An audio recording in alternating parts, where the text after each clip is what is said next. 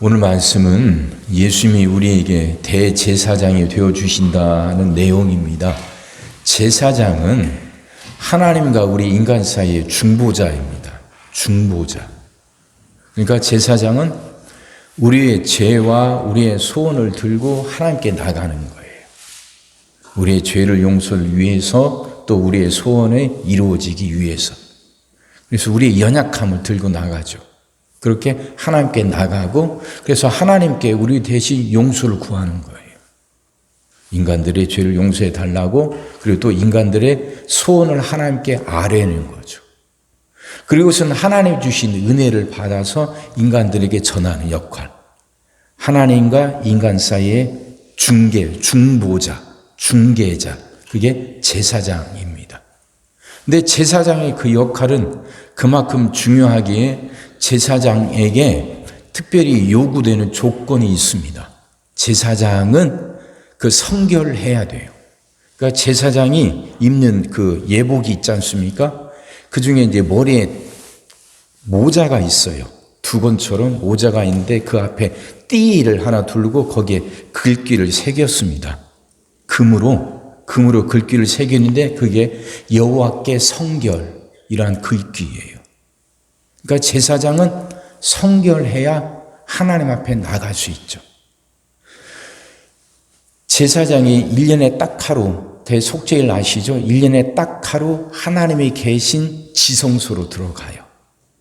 성막이나 성전이나 성소가 있고 그 안쪽에 지성소가 있습니다. 지성소엔 법궤가 놓여 있고요. 법궤 뚜껑에 이제 천사들이 조각이 됐고 가운데 공간이 있어요. 그곳에 하나님이 앉아 계신다고 생각하죠. 그래서 그 자리의 이름이 시은좌예요. 은혜를 베푸는 자리다. 그 뜻입니다. 그러면 이제 그곳은 지성소는 하나님이 계신 곳이라 여겨져서 대제사장이 1년에 딱 하루만 들어가요. 딱 하루만. 근데 그 하나님이 계신 곳이니까 하나님 앞에는 죄를 갖고 있는 인간이 같이 있을 수가 없어요. 죄가 있으면 죽어요. 하나님이 거룩하신 분이니까. 제사장에게 죄가 있다면 그 지성소에 들어가는 순간 제사장은 죽습니다. 그러니까 제사장은 그 지성소에 들어갈 때 발목에 줄을 묶고 들어가요. 그리고 제사장 옷에는 겉옷 밑에 그 방울이 달려 있습니다. 제사장이 지성소에 들어가서 백성들의 죄를 용서받기 위해서 짐승이 잡은 피를 들고 들어가죠. 피를 들고 들어가서 지성소 앞에서 피를 뿌려요. 백성들의 죄를 용서해 달라고. 그럼 움직일 거 아닙니까? 딸랑딸랑 소리가 나죠. 근데 그러다가 소리가 그치면 제사장이 죽은 거예요. 그럼 죽은 시체를 지성소에서 끄집어내야죠. 그래서 발목에 줄을 묶고 들어가는 거죠. 소리가 딸랑딸랑 나면 살아있는 것이고 소리가 멈추면 죽은 거예요. 그러니 대제사장도 그 대속죄일날 지성소 들어가는 게 큰 두려움이죠. 자기 죽을 수도 있으니까. 하지만 그 일은 해야 할 일인 거예요. 대제사장의 역할이 그렇게 중요합니다. 대제사장은 자기 목숨을 걸고 하는 거예요. 그러기 위해서 하나님 앞에 죄가 없도록 자기를 깨끗게 하는 것이고 백성들의 죄를 짊어지고 들어가는 것이죠. 이 역할을 예수님이 하셨는데 예수님은 그 어떤 제사장들보다도 완벽하신 제사장이란 거죠. 예수님 자신이 제물이 되셨어요. 제물이. 그러니까 그 제물이란 건 우리 죄를 대신해서 죽어야 돼요. 죽는 거예요. 그러니까 제물이 우리의 죄를 씻을 수 있는 역할을 하려면 제물이 깨끗해야 돼요. 제물에 죄가 있으면 안 되죠. 그러니까 예수님이 제물이 되려면 또 인간의 몸을 갖고 있어야 제물이 되죠. 인간의 몸을 갖고 있으면서도 죄가 없어야 되니까 그래서 예수님은 동정녀 탄생하신 것이죠.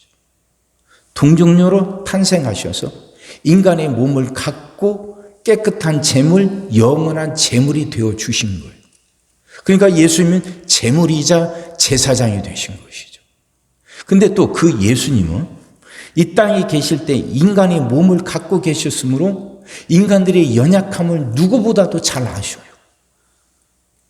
예수님이 그걸 몸소 경험하신 거예요. 인간들이 살아가면서 느끼는 고통들, 아픔들, 슬픔들, 이 땅에 살아가면서 느끼는 여러 가지 어려움들, 인간들을 괴롭히는 것들, 인간들을 유혹하는 것들, 그것들이 얼마나 큰지 아시고 그것과 싸워가면서 살아가는 인간의 아픔들, 고통을 누구보다도 아셔요. 왜? 예수님이 인간의 몸을 갖고 계셨으니까. 우리의 마음을 누구보다도 잘 아셔요. 그래서 예수님은 대제사장이 되실 수 있는 거예요. 자신이 아파봤으니까, 자신이 고통스러워 봤으니까, 그게 무엇인지 누구보다도 잘 알거든요. 그래, 그걸 들고 하나님께 나아갈 수 있는 거예요. 우리를 대신하시지만, 그 대신하신 그 예수님이 우리와 똑같은 몸을 갖고서 우리와 똑같은 고통을 당하신 분이에요. 그게 무엇인지 누구보다도 잘 아시는 분이니까 하나님께 우리를 대신해서 그걸 우리의 사정을 온전히 하나님께 아뢰을 수 있고 또 우리의 연약함을 그 온전히 들고 가서 하나님께 드릴 수 있는 거예요. 그래서 대제사장이 되신 분이고 그래서 그분이 우리에게 영원한 소망이 되어주시는 것이죠. 소망. 그래서 우리는 예수님 붙들고 하나님께 나갈 수 있고 그래서 그 예수님을 통해서 우리는 하나님의 은혜를 받을 수 있는 겁니다. 자, 이게 성경이 가르치는 거예요. 예수님이 우리의 대제사장이 되죠. 그러니까 이제 우리는 그걸 믿고 하나님께 나가서 담대히 외칠 수 있는 것입니다. 15절 보세요.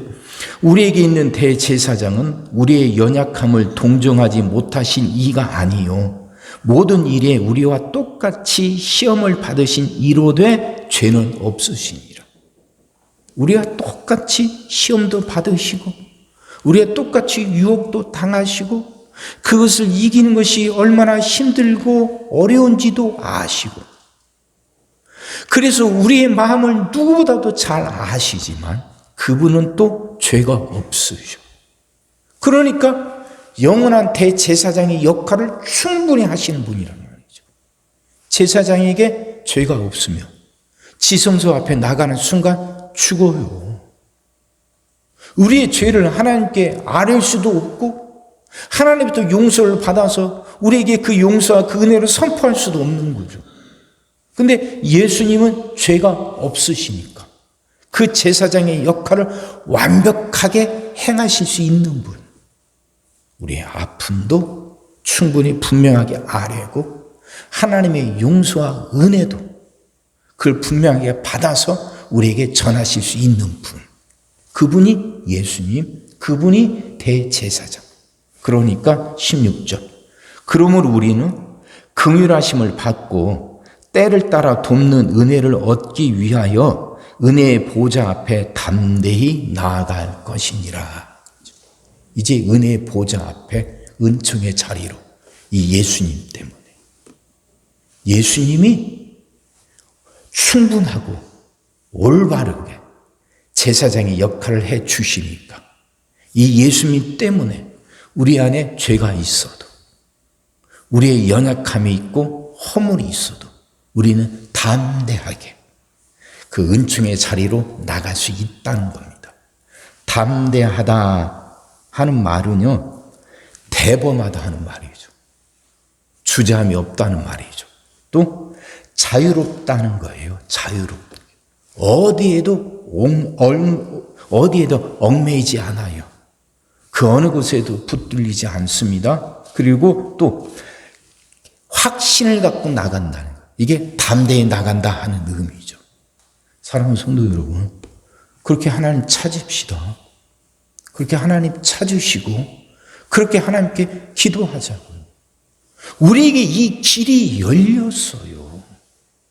예수님이 대제사장의 역할을 해 주시니까 우리는 그렇게 언제든지 어느 때든지 이게 어느 때든지 어느 곳에서든지 우리는 충분히 하나님께 나갈 수 있는 거예요.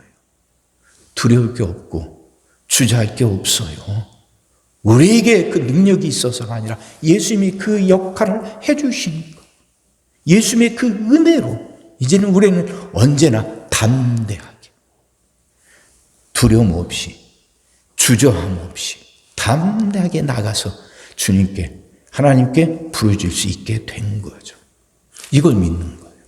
이걸 믿는 거예요. 그걸 믿고 우리는 하나님께 기도하는 것이고 하나님께 예배하는 거예요. 그러면서 하나님이 주신 은혜로 우린 달라지는 거죠. 변화돼요.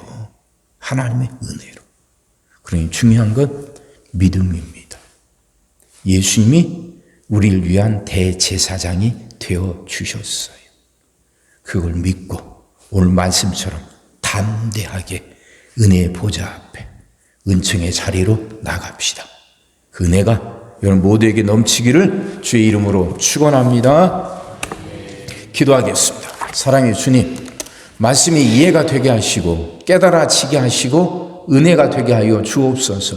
예수님이 우리의 대제사장이 되어 주심을, 그 우리와 똑같은 인간의 몸을 입고 계셨기에 우리의 아픔을 누구보다도 잘 아시고 우리의 연약함을 잘 아셔서 우리 대신 하나님께 우리에 대해서 분명하게 확실하게 아뢰 수 있는 그분 예수님, 그 예수님이 우리의 제사장이 되어 주셨음을 이젠 깨닫고 이젠 두려움 없이 주저함 없이 담대하게 주님 앞에 나아가 기도하고 예배할 수 있는 우리들 되게 하여 주옵소서. 말씀이 깨달아지게 하여 주옵소서. 말씀이 깨달아지게 하시사 우리의 생각이 바뀌게 하시고 삶이 변화되게 하여 주옵소서. 성도들이 하나님을 찾는데 주저하지 않게 하시고 두려워하지 않게 하여 주옵소서. 분명한 확신을 갖고 주님 앞에 나아가 담대히 아뢰을 수 있는 우리들 되게 하여 주옵소서. 주여, 우리 성도들을 기억하시고 은혜를 내려 주옵소서. 성도들이 주님이 주신 그 은혜로 주님 앞에 담대히 나아가 아뢰음을 통해서 성도들이 질병을 이겨내게 하시고 물질의 어려움을 극복하게 하시며 수많은 문제들을 해결하며 살아가게 하여 주옵소서. 무엇보다도 성도들이 십자가를 통해서 우리에게 영원한 소망, 우리에게 분명한 희망이 주어졌음을 알고 그 희망 붙들고 살아가는 우리 성도들 되게 하여 주시옵소서.